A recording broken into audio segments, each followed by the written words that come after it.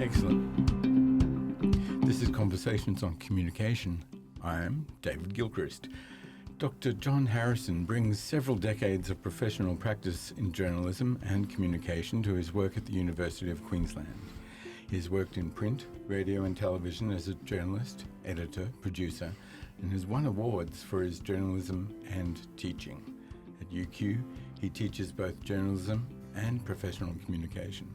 John Harrison is known and recognised for his innovative teaching practice and his teaching and research collaboration with colleagues in science, medicine and engineering. Today, I'm talking to John Harrison about the future of journalism and communications and how he goes about preparing students to work in an increasingly challenging industry. Welcome, John. Thank you, David. John, the communications and journalism industries are facing many challenges. Journalists and communication specialists in general face a rising tide of disinformation, online abuse, increasing challenges to press freedom, and the impact of artificial intelligence. How do you prepare future professional storytellers to work in such a mercurial, chaotic environment? The key word, David, is storytellers.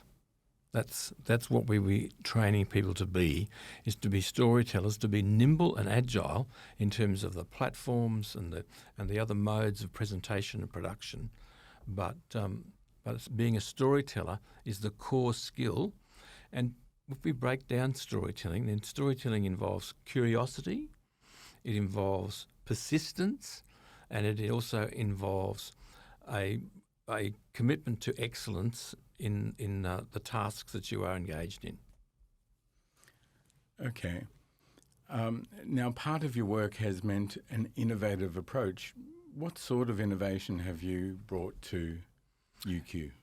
One of the things that we did about 10 years ago, we actually converted the radio course to a radio station which ran 24/7 and streamed 24/7, which of course is a commonplace these days. But the other thing we did was we converted the traditional 1-hour lecture to a 1-hour radio show, and students could phone in. We had talkback calls, we had guests online, and we actually made it a radio presentation, which of course certainly enlivened the students' participation in that course. This was the traditional course in radio production, been going since the 1930s, and we actually then amended that and bent it around to actually become very contemporary, very modern. One of the things with radio journalism, in fact all aspects of journalism, is public interest journalism is a key democratic pillar, serving as a critical safeguard to our human rights. But press freedom is still very fragile. Australia likes to present itself as a bastion of media freedom and an exemplar to other nations in our region. Yet, for at least the last decade, we've seen a sustained assault on press freedom, like raids on the ABC and News Corp, the prosecution of journalist sources, the introduction of secrecy laws, highlighted state surveillance powers, and an incident occurred in the Pilbara, northwest Western Australia, that raises the question of press freedom once again. Police searched the home of a Ngada Media journalist. Ngada Media are the community news outlet serving the Pilbara. The journalist Elizabeth Closh's home was searched hours after she photographed the relocation of sacred art from a fertiliser plant in the Pilbara. The police were apparently searching her home because of allegations the journalist's housemate was allegedly involved in apparently unrelated crime. Yet the only thing the police confiscated was the journalist's SD card containing images of the removal of the sacred artwork. The story raises questions about press freedom as a continuing feature of the environment in which journalists work. How do you prepare journalists for a world in which actions like this one impact their ability to work and publish stories? I think the first thing we can do is to make them aware of the of the range of opportunities that arise in press freedom. We've seen the release this week, ahead of Press Freedom Day, of the Reporters Without Borders survey of media freedom in Australia. That our rating has actually moved up a couple of notches, partly I think as a result of a new government, which has actually, at least in one instance, dropped a prosecution of whistleblowers, has indicated it's going to take freedom of information more seriously, has appointed has set up a new privacy commissioner's position, whole range of resources and events and activities and innovations which in fact help us identify what are the issues in media freedom.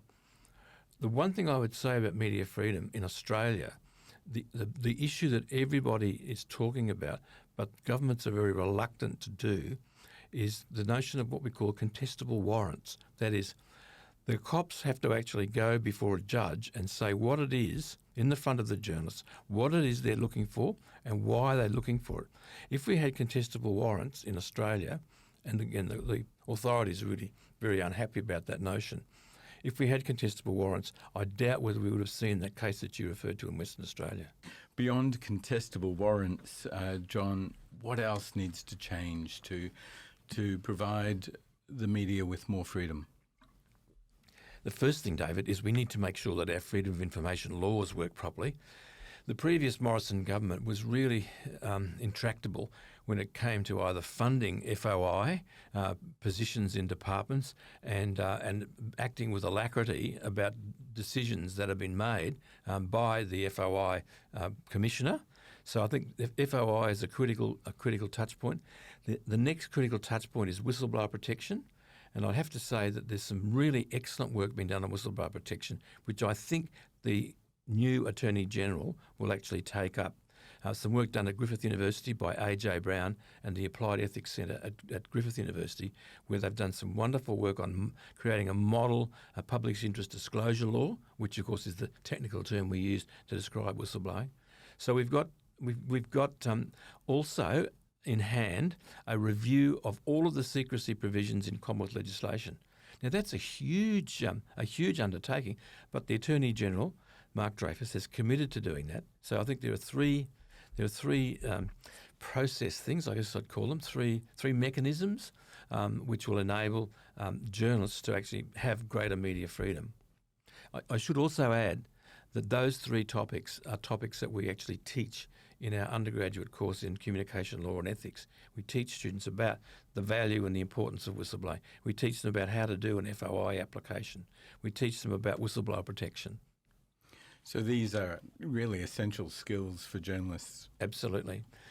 The other essential skill for journalists is an interesting one. Luke Harding, who's the Guardian correspondent in the Ukraine, actually said to me on one occasion when he was here promoting a book, he said, the first thing you should teach your first-year journalism students is how to do encryption.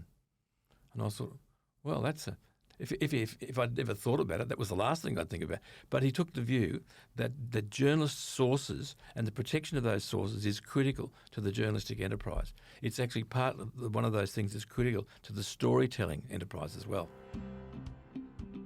This is Conversations on Communication. I'm David Gilchrist and I'm talking to award-winning journalist and journalism and communications academic Dr. John Harrison. John Harrison, over the last decade, the usage of automated journalism has increased exponentially. So much so that you've probably read an article written by AI, maybe even without realizing it. AI has gained some remarkable abilities to manipulate and generate language, whether with words, sounds, or images. In essence, AI has sort of hacked the operating system of our civilization. After all, language is the stuff of which all human culture is made. How do professional storytellers keep control of the human narrative?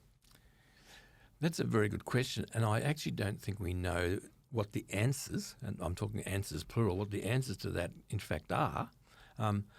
I note with interest that Geoffrey Hinton, who was one of the founders of some of those critical components of AI 10 years ago, has resigned from Google, recognising that this whole AI cat is really out of the bag. The genie's out of the bottle, and I think that's true. I think there's a lot of people scrambling to work out how to respond to AI-generated content, whether it be news content or, in the case of universities like ours, student-generated content, also known as assignments. So I think that there's a huge conversation going on at the moment amongst academics and amongst opinion makers about what do we do? How do we need codes of ethics? Somebody suggested we need a pause in the use of AI or in the development of AI. I don't think we know the answers. I think all at this stage is we might have some shapes and shadows that actually help us define the future. What are the things around AI that worry you the most? This might surprise you, but the factuality of AI material worries me most.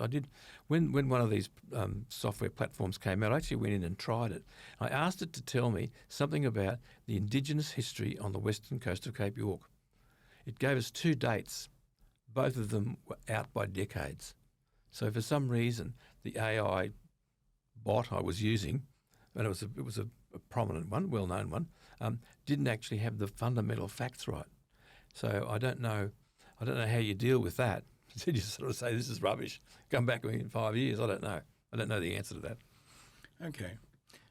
Let's change gears a little bit. It feels as if there's a fake news industry. For example, according to this year's World Press Freedom Index, we're not doing so well.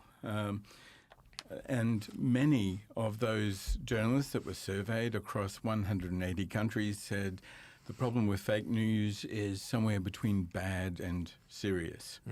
We have seen fake news in Australia in relation to political issues like the debate over The Voice and climate change, and in the US with Fox News lying about vote counting machines stealing the last presidential election.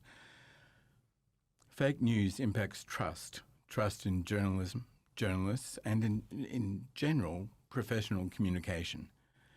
The trust audiences have in journalism. How do the professional storytellers of humanity re-establish trust in a fast-paced news environment? The first thing to do is to actually establish their own brand. And their own brand gives them an identity which in a sense follows trust. We know, for example, of the things that we listen to. Some people like to listen to particular presenters on radio or particular presenters on television, and they build a trust with their audience. And so trust is something which is earned, and it has to be created, and it's only created over time. If it's lost or damaged, then that's a really serious problem. Okay. One of the issues relating to fake news and building trust is the fact that journalism happens, communication in general happens in a very fast environment. Now, I remember listening to the veteran US journalist Bob Woodward, Yes. who suggested that what needs to happen is news outlets need to slow it down. What do you think? Yeah, that's a good idea. Yeah, it might be that Bob's just getting a bit old and likes those things a bit slower. That might be the case. But Bob Woodward is actually a really good example of what I was just talking about, a journalism brand that's enduring. I mean, you know that if you're reading something or watching something by Bob Woodward, it comes with all of the cachet of a man who put the phrase "follow the money" into the language, who actually dealt respectfully with his sources. I mean, Mark Felt, who was Deep Throat, was never identified by Bob Woodward. He outed himself. So Woodward's a very, very good example of the brand that I was just talking about, but he's also a very good example of credible journalism with the longevity. There's the longevity about the brand in Bob Woodward's case. Does that go back to something that you mentioned before, and that is that idea that journalists can face these elements, press freedom, AI, and fake news, by building a strong brand? Their credibility depends on the brand, and so I think it's interesting to think about both Woodward and Bernstein. Bernstein hasn't had the same track record in establishing a brand as Bob Woodward did. Bob Woodward wrote books about the presidencies of Bush, Clinton, Obama, Trump. He had that consistent branding of his work. And Bob Woodward would publish a new book. People would say, "Oh, right, Bob Woodward's got a new book out. This is almost the definitive history." Now, journalism is often the first draft of history, but Bob Woodward actually starts to move us towards a more considered view of events, which can in fact be the first draft of history. John, given all the things that we've talked about, how would you wrap it up in a nutshell? What is the future of journalism? Very simple. It's good storytelling. Thank you, John. That was Conversation on Communication with esteemed journalist and academic at the University of Queensland, Dr. John Harrison. I'm David Gilchrist. Thanks for listening.